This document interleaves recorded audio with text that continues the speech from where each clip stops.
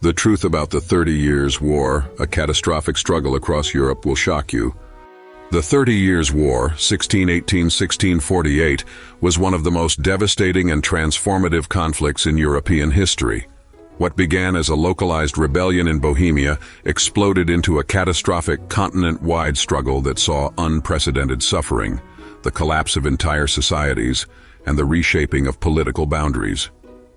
Over these 30 years, Central Europe endured unfathomable destruction, with millions of lives lost to battles, famine, and disease. But amidst the turmoil, the seeds of modern Europe were sown.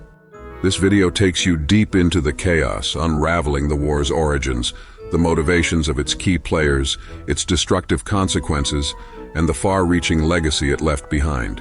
With visually gripping depictions of its battles and haunting ruins, we'll explore how the 30 Years' War forever changed the face of Europe.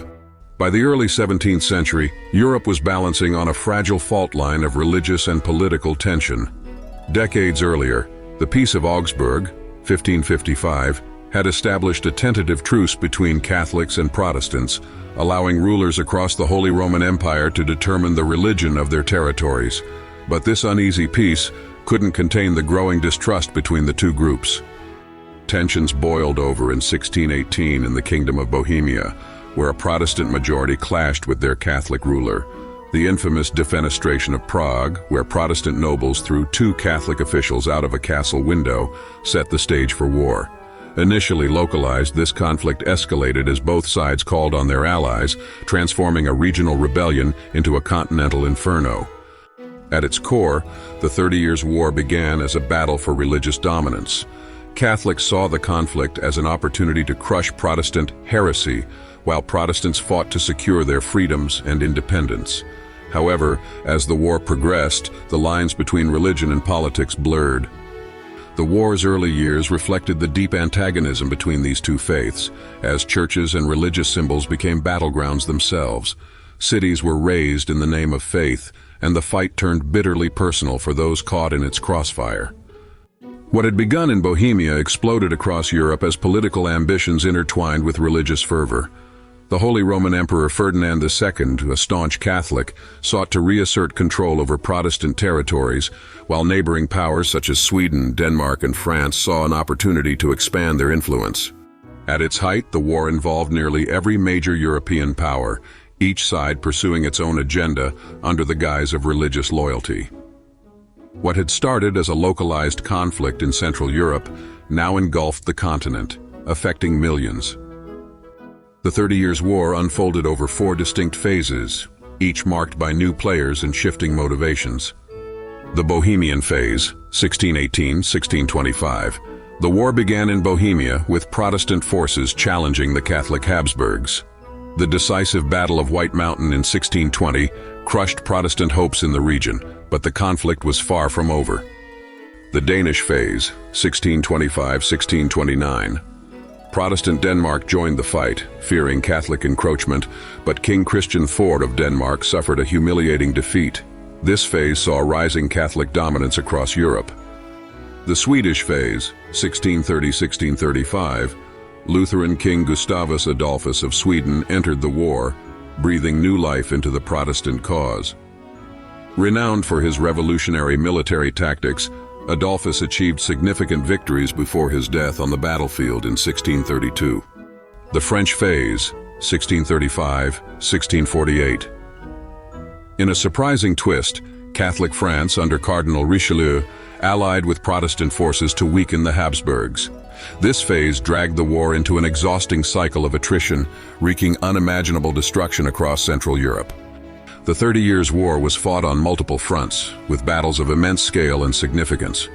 The Battle of White Mountain marked the early crushing of the Bohemian Revolt, while key engagements during the Swedish phase, such as the Battle of Breitenfeld, 1631, showcased Gustavus Adolphus's innovative tactics. Adolphus revolutionized warfare by emphasizing disciplined infantry formations and combining artillery with rapid cavalry movement. Yet even with these advancements, many battles devolved into prolonged sieges that annihilated cities and slaughtered their inhabitants. The war was as much a military struggle as it was a humanitarian disaster. Few conflicts in history have inflicted as much suffering as the 30 Years' War. Armies, often composed of unpaid mercenaries, lived off the land, plundering, raping, and killing indiscriminately. For civilians, life became a waking nightmare as towns and villages were reduced to rubble, and famine and disease spread like wildfire. The war's devastation claimed an estimated 8 million lives, roughly 20% of the population in some parts of Central Europe. Families were torn apart, entire communities disappeared, and the social fabric of the Holy Roman Empire was irreparably damaged. The 30 Years' War was shaped by the ambitions and ideals of its key figures. Ferdinand II, a Catholic zealot and Holy Roman Emperor, Ferdinand's determination to enforce Catholicism at all costs fueled much of the early conflict. Gustavus Adolphus, known as the Lion of the North, the Swedish king's military brilliance turned the tide for Protestant forces before his untimely death.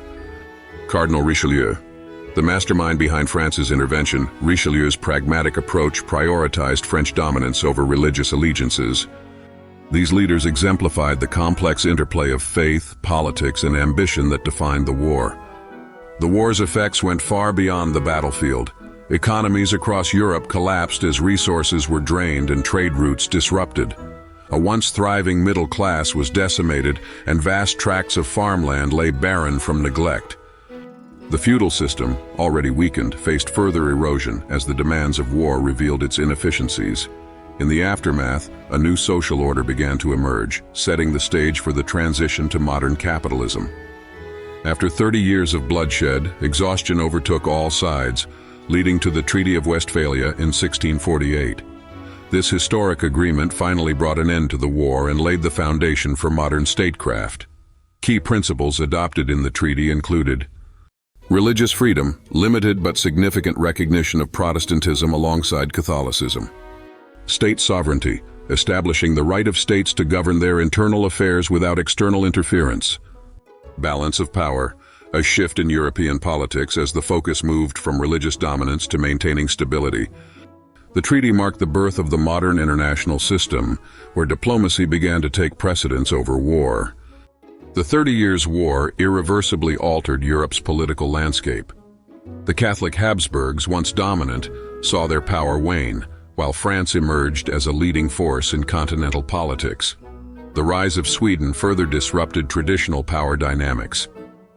Equally significant was the war's religious legacy. While it failed to resolve Europe's deeper ideological divisions, the recognition of religious pluralism was a milestone in the long journey toward tolerance. As the war raged on, the motivations of its participants evolved.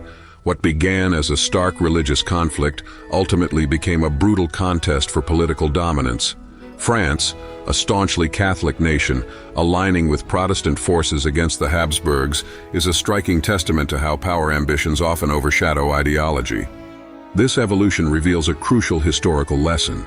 The greatest conflicts are often driven by a mixture of moral, political, and personal agendas, rather than pure ideology alone.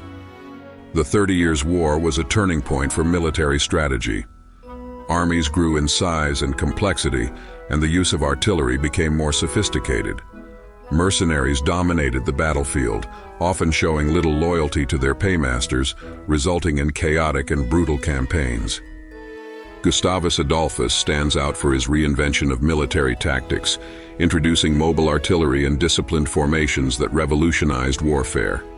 However, even with these advancements, war remained a harrowing ordeal, decided as often by starvation and disease as by tactical brilliance. Amidst the sweeping scale of destruction, individual stories add a poignant human dimension. Peasants driven to desperation by starvation turned to scavenging or banditry. Women and children bore the brunt of the violence, their lives destroyed by marauding armies and scorched earth policies. These personal accounts reveal the depth of suffering that statistics alone cannot convey. The visual aftermath of the 30 Years' War is haunting. Villages reduced to ash, skeletal ruins of once thriving towns, and gaunt figures painted by artists of the era capture the unimaginable horror. These images, alongside primary accounts, serve as powerful reminders of the war's toll. By weaving these visuals into the narrative, we can better understand the weight of history and its resonance in the human experience. In its wake, The 30 Years' War left behind vital lessons. It showed the dangers of allowing ideology to consume diplomacy and how unchecked power can lead to devastation. Yet it also underscored humanity's resilience as Europe eventually rebuilt and moved toward a more stable international order. Though centuries have passed, the 30 Years' War still resonates in modern geopolitics. Its lessons on the cost of unchecked division and the importance of diplomacy are more relevant than ever. Today we can reflect on how similar tensions, polarization, ideological clashes, and resource struggles play out in our time. The 30 Years' War was one of history's darkest chapters, marked by immense loss, yet rich in lessons. It reminds us of the precarious balance between faith and power, the cost of human ambition, and the resilience required to forge a new future out of ruin. Through its chaos and complexity, it shaped the Europe we know today, and its legacy continues to provoke reflection on the forces that drive both destruction and transformation.